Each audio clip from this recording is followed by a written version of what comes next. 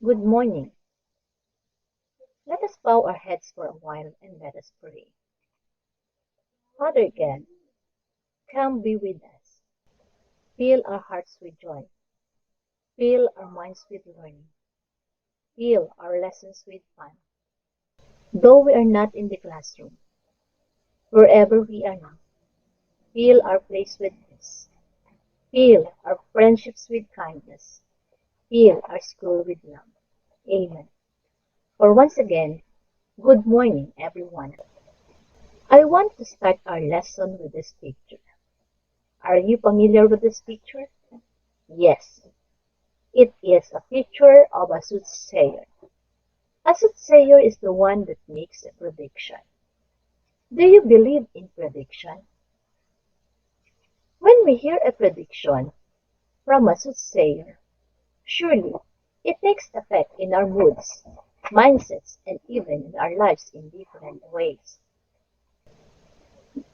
How does prediction affect us?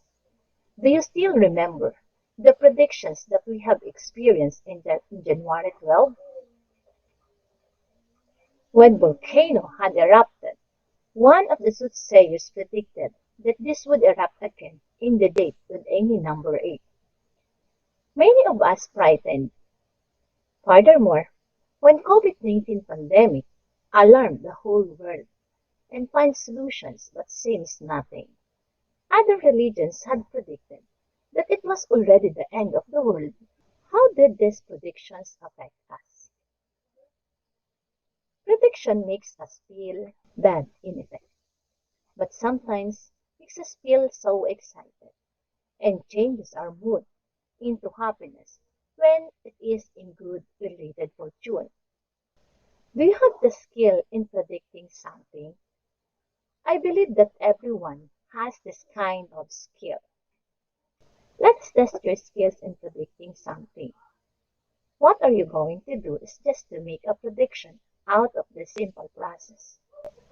I have here the following materials: a glass, a coke, the bleaching liquid. Let us mix the two liquids. Let us pour a coke into a glass.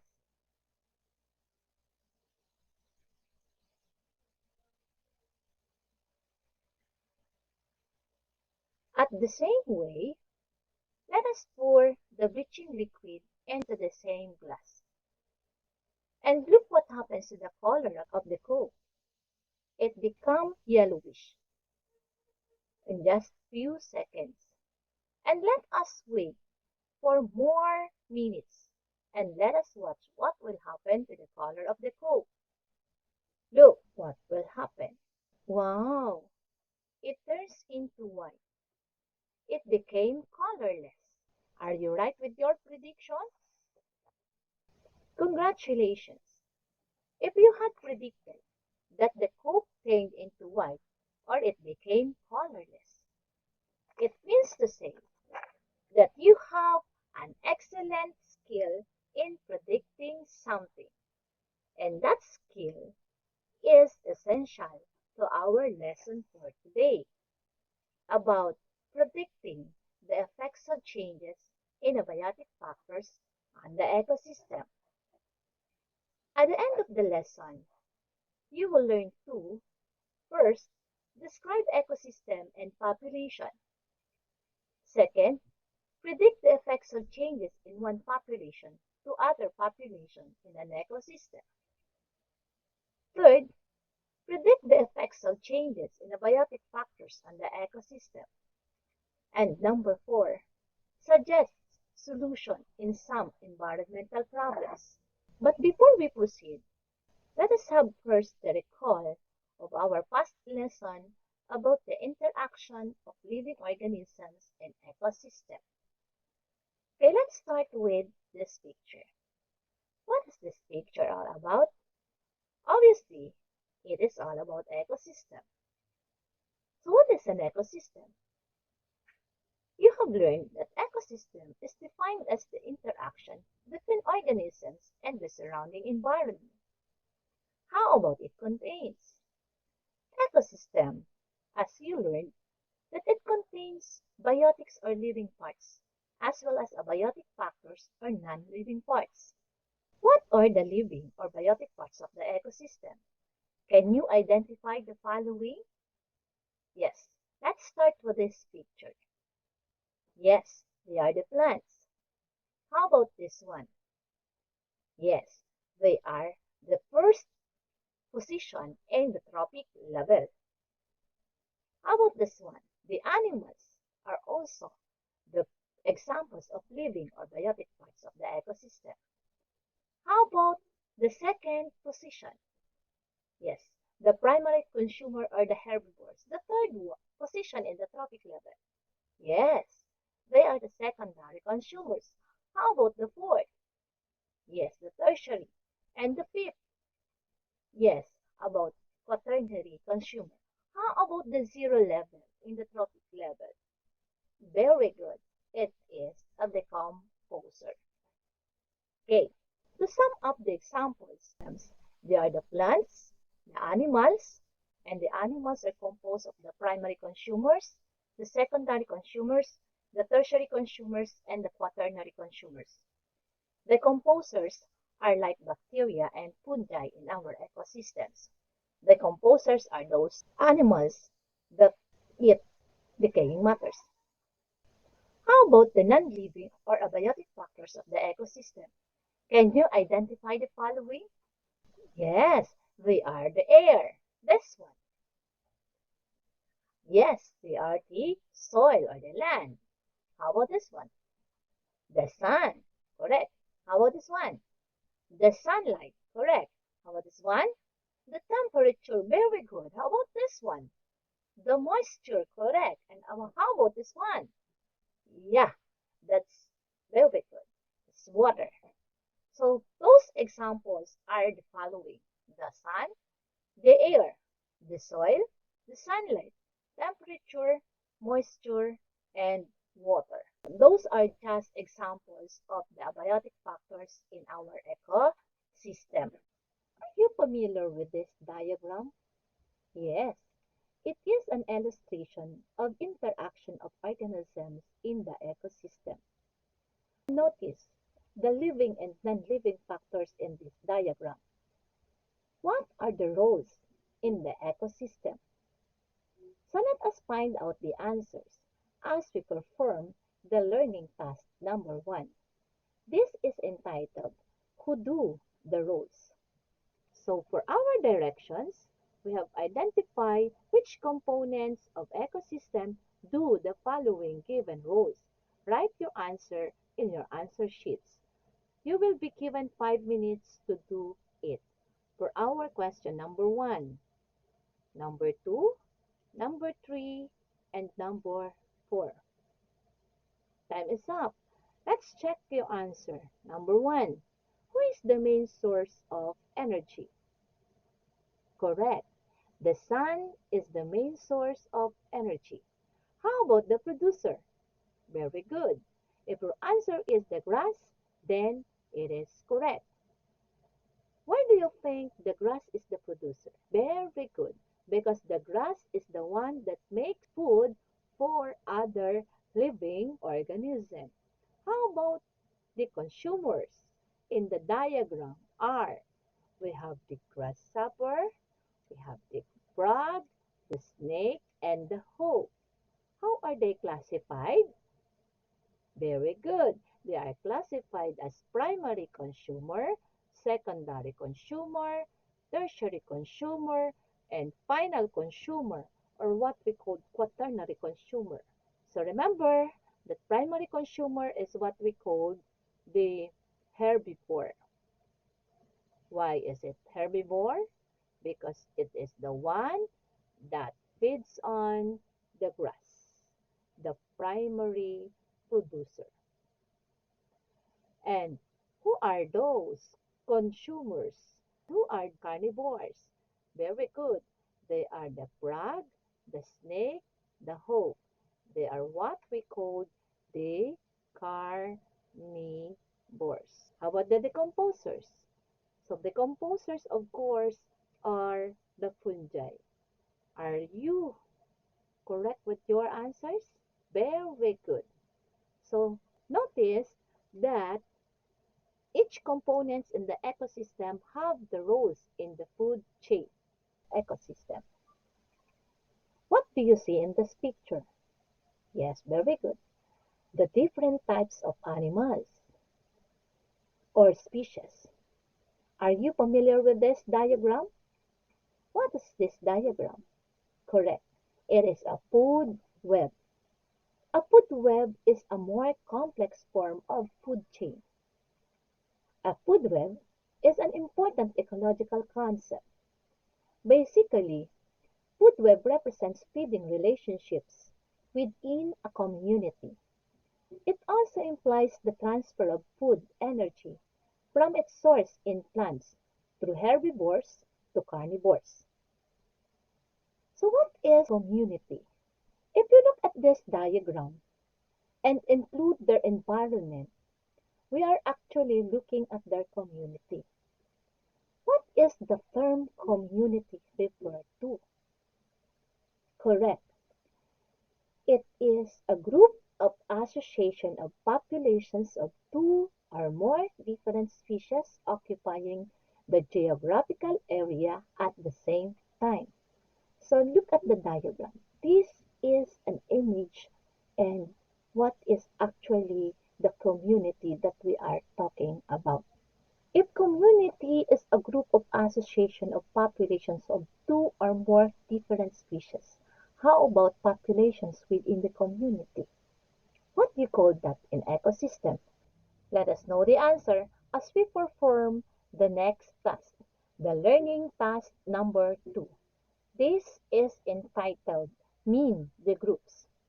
For our directions, study and compare the population in the given picture. You will be given 3 minutes to do it so. So these are the questions. First and second. Time is up. So let's check your work. So based on the picture, how many groups of living organisms in a given population? Correct. If your answer is single, if your answer is one, then you are correct. You can see that there is only one type of species in the population. How about in the second question? What do you call the group of individual living organisms of a single species that live in a particular area and interact with one another? If your answer is population, that's definitely correct. So from your answer in number 2 and from the question number 2, how would you able to define the word population? Very good. So when we say population, it is the group of individual living organisms of a single species that live in a community and interact with one another. So that is what we call population. How does population in a community survive? How do living organisms in here can be affected by another population? Let us use this diagram as a representation of species populations, in which one organism is represented by their whole species population. Like for example, a population of grasshopper, the frog, the snake, and a hawk. So let us predict how are these populations can be affected by another populations living in this community or within the ecosystem. So let us perform the next task, the learning task number 3. It is entitled Predicting the Changes. For our directions, make a possible effect on changes of one population to another population in the ecosystem based on a given food chain in the following situations. You will be given 5 minutes to do it. So, these are the situations. Number 1, if a population of a frog is decreased.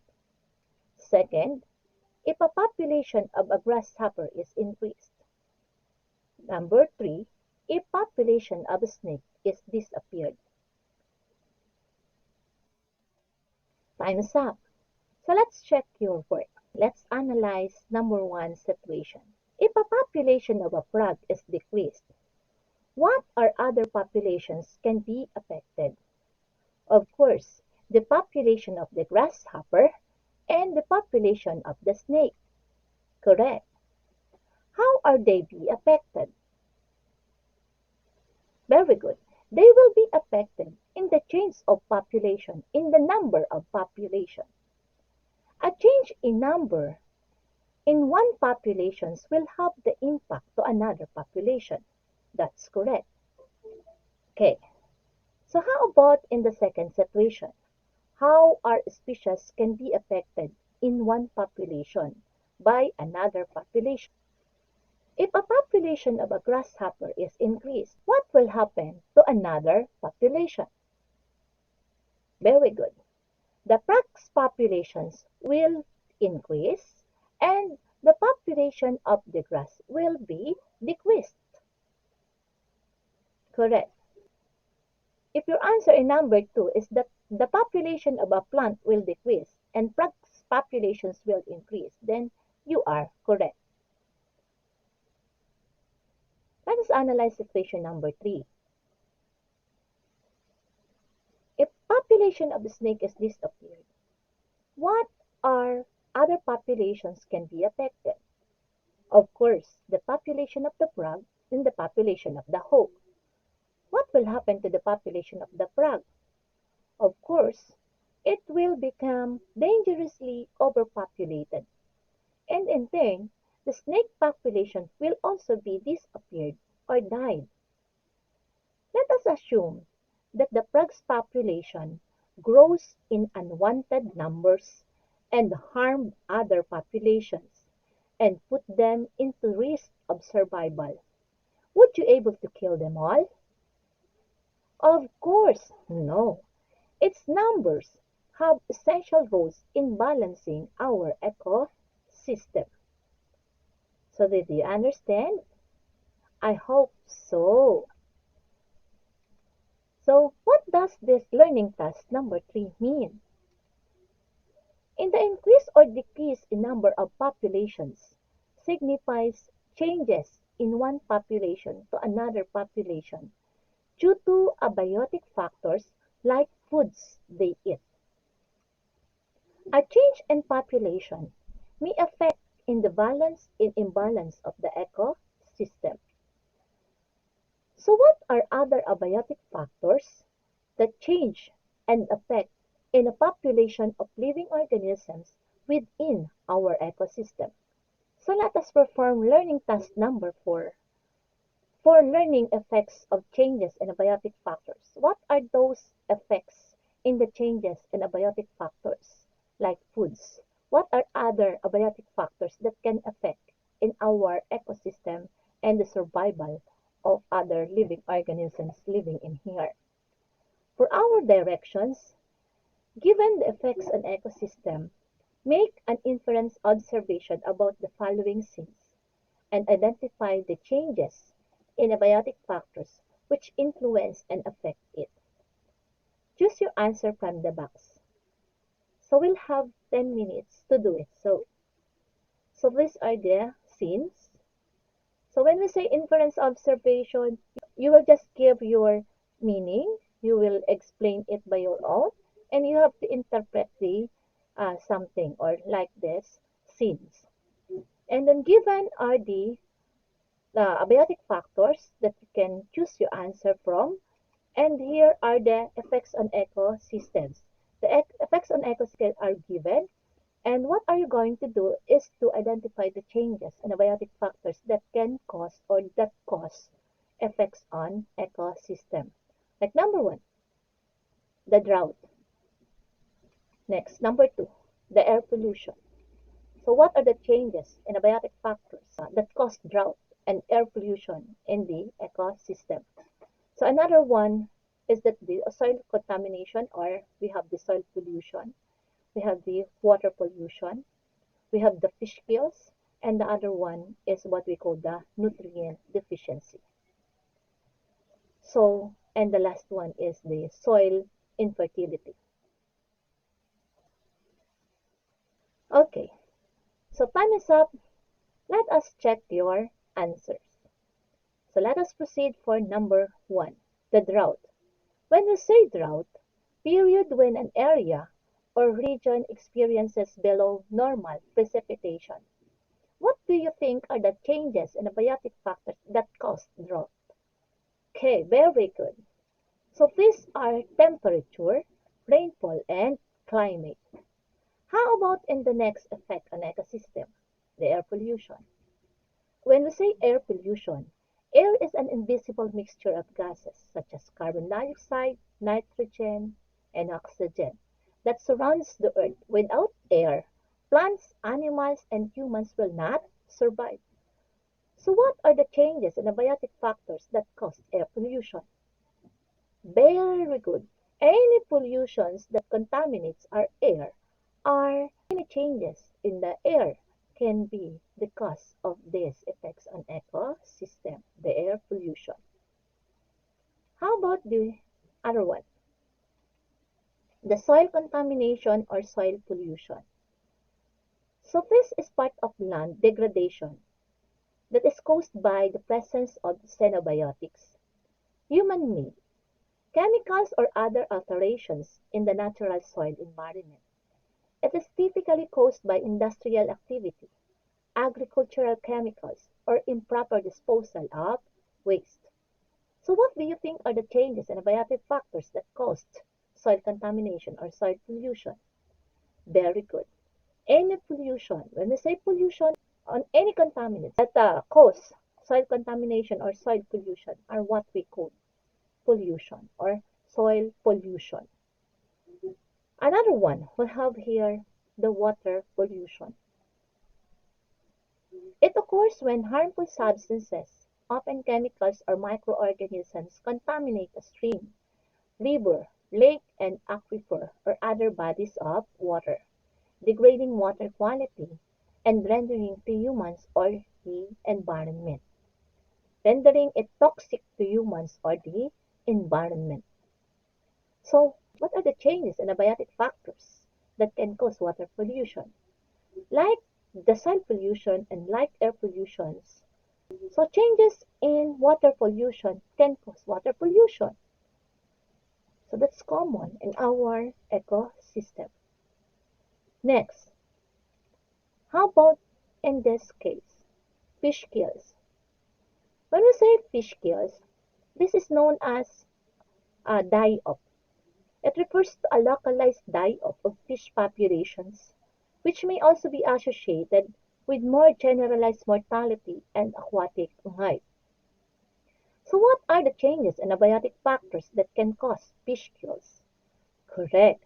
Abiotic changes like changes in climate, nutrient availability, and temperature are known as the causes that can cause fish kills in our ecosystem, especially in our aquatic animals. Next, the nutrient deficiency.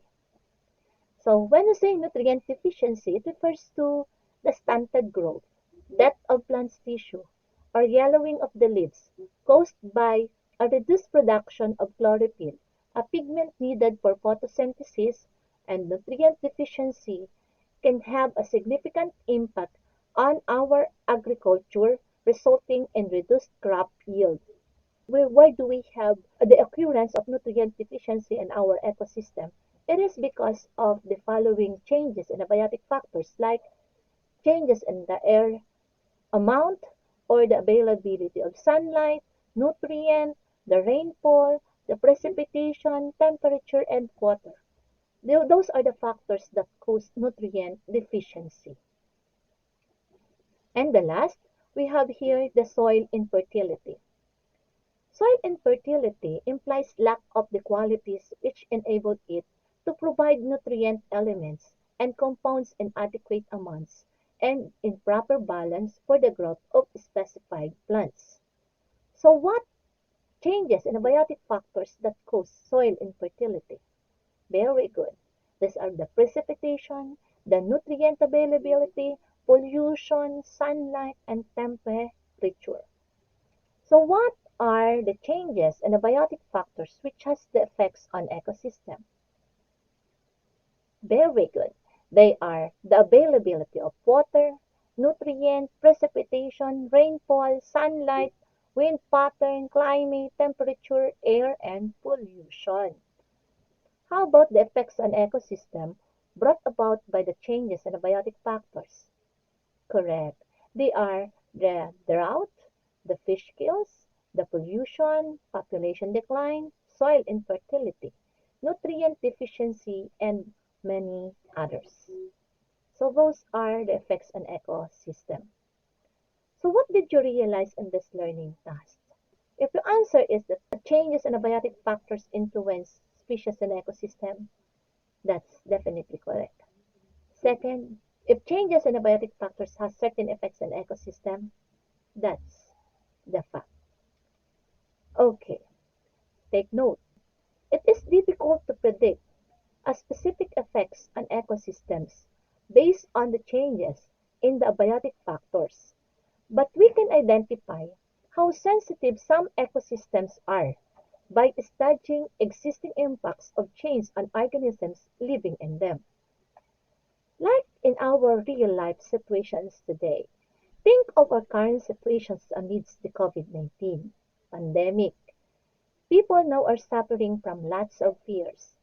Others suffered and still suffering today on this disease, and many have been died. What are the impacts of COVID-19 disease in the human ecosystem nowadays? Very good.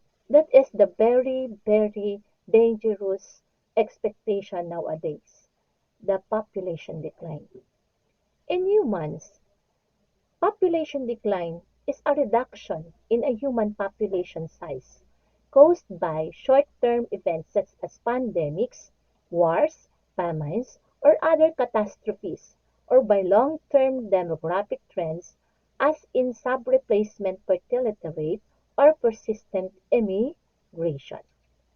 So what are the changes in abiotic factors that affect population decline? Like what we have said earlier in our activity. So ecosystems are affected by the changes in abiotic factors. If there are effects in the ecosystems, if there are impacts in the ecosystems, then there are changes in abiotic factors that affect the ecosystem. In this situation, what are the changes in abiotic factors that affect population decline in our situation nowadays? Yes, changes on abiotic factors like supplies of foods and medicines that we are needed basically to survive. And and because we have this situation and we have this problem in our environment today, what possible solutions can you suggest to avoid the change in abiotic factors and solve human population decline problems? Very good. Of course, let us follow the health protocols, which the government being imposed and implemented to put ourselves always safe and healthy. Second, let us strengthen our immune system by eating nutritious food like fruits and vegetables to fight the disease. Okay, remember that any change in these abiotic factors can influence an ecosystem and the survivability of the organisms living in it, like availability of nutrient, temperature, salinity, acidity, sunlight, water, and more changes in abiotic factors. Let us also remember that every species has a tolerance range which shows the range of abiotic factors that the species can tolerate to survive. That there is always a tolerance range for every abiotic factor for every species. Take a look at this figure. This is an illustration of the tolerance range. In the upper and lower limit of the abiotic factor, there is little to no population. In the optimum range, there is a high population of the species. For example, if the biotic factor is temperature, there will be a certain temperature which will allow for a high population of species, isn't it? Otherwise, any change in these abiotic factors can influence or have an impact to our ecosystem and to the survivability of organisms living in it. Let us have some situations to predict on about the effects on ecosystem due to the change in the abiotic factors. So let us perform learning task number 5. It is entitled Predicting the Effects of Abiotic Factors. For our directions, look again at this picture, analyze the figure, and make a prediction about the effects of changes in abiotic factors in the following situations. You will be given 5 minutes to do it so. So for our situations, what would happen to the species population in this aquatic ecosystem if 1. Temperature change above the tolerance range. Second, nutrient availability is low. Third, salinity of the water change in the optimum level. Time is up. So let's check your work. If you answer in number 1 that the species cannot adapt and tolerate the temperature and will die, then you are correct. Next, in the second situation, nutrient availability is low. So some can adapt and tolerate the changes and survive while others cannot and die. Low pa lang naman. Hindi pa naman naubos. Wala pa namang, kumbaga, hindi naman nawalang nutrient. May mga organisms na kaya pa itong itolerate. Yung hindi na kaya at nag-reach out na sila sa kanilang mga tolerance range. So meaning, pwede na silang mamatay, mawala, at maging kabawasan sa population ng species na yan. In number 3, if your answer is that species cannot sustain and maintain the tolerance level of salinity, and therefore species may not survive, that's definitely correct. Okay, why do organisms cannot survive and adapt in an ecosystem when abiotic factors undergo changes and affect them in ecosystem? Let us take a look again with this data. So our key points here, our reasons why do organisms cannot survive in the ecosystem is that number 1 reason is that some species have wide tolerance ranges, meaning they can survive in other ecosystems with different levels of abiotic factors. And some have minimal tolerance ranges, meaning they cannot survive in other ecosystems. Second reason is that some species have narrow tolerance ranges. Ayan, yung kabaligtaran ng number 1. Which means they need specific levels only of abiotic factors to be able to survive in an ecosystem.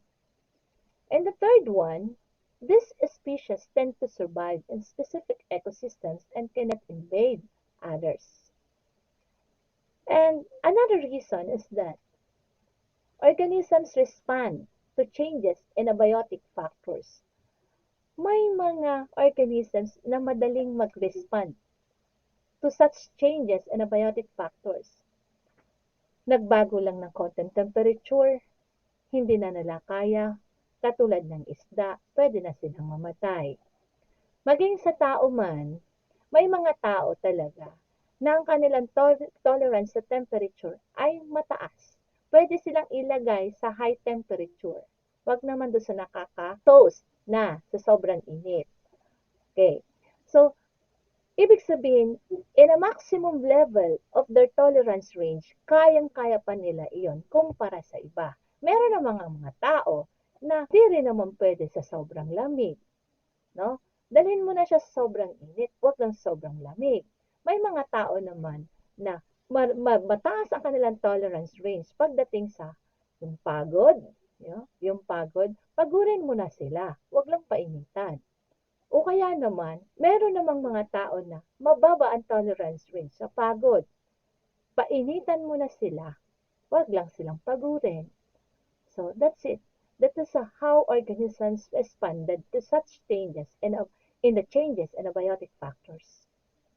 So may iba't iba tayong tolerance range na dapat ay hindi natin na-reach out. Kasi pag na-reach out na natin yung mga limits na yun, that's the reason why organisms, pati tao, ay hindi nakakasurvive sa such changes na ayan ng pagbabago ng ating mga abiotic factors ng ecosystem.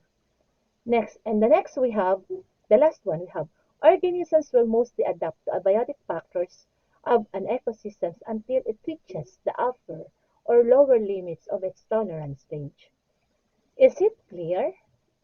So let us perform another task, the learning task number 6. Let us check your understanding. Directions. Answer the following based on your understanding. You will be given 10 minutes to do it. For questions number 1, number 2, and number 3. So time is up. So let's check your work. For number 1, what are the effects on the changes in one population to another population in an ecosystem? Correct. Population change is an effect on ecosystem due to change from other species population. How about in the second question? What are the changes happening in the biotic factors of ecosystem? Very good. Changes in biotic factors in the ecosystems are availability of water, temperature, nutrient, light, temperature, acidity, and salinity. How about in number 3? What are the possible effects of changes in abiotic factors in the ecosystem? Correct. Possible effects of changes in abiotic factors in an ecosystem are presented in the following examples like drought, pollution, soil infertility, nutrient deficiency, and fish kills. So now that you know already the lessons and you have so much learnings about this lesson, then let us now test your understanding. So for our directions, choose the correct answer. It's either a letter or a word. Okay, for number 1 question,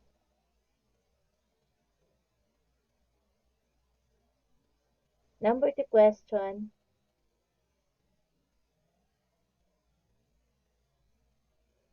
number 3 question,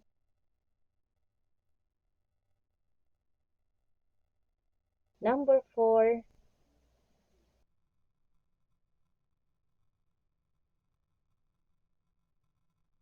and number 5.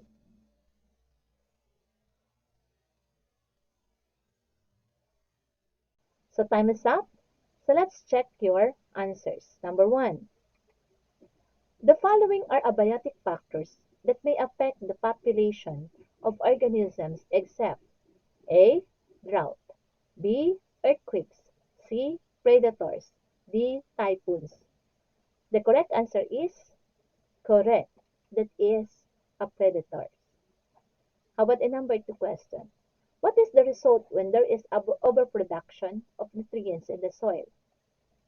The soil becomes dry, the soil becomes fertile, the soil becomes infertile, the soil becomes healthy. Correct. The soil becomes infertile. The third question. What will happen to organisms in an ecosystem when there is a sudden change in temperature beyond their tolerance range. A. Organisms will die.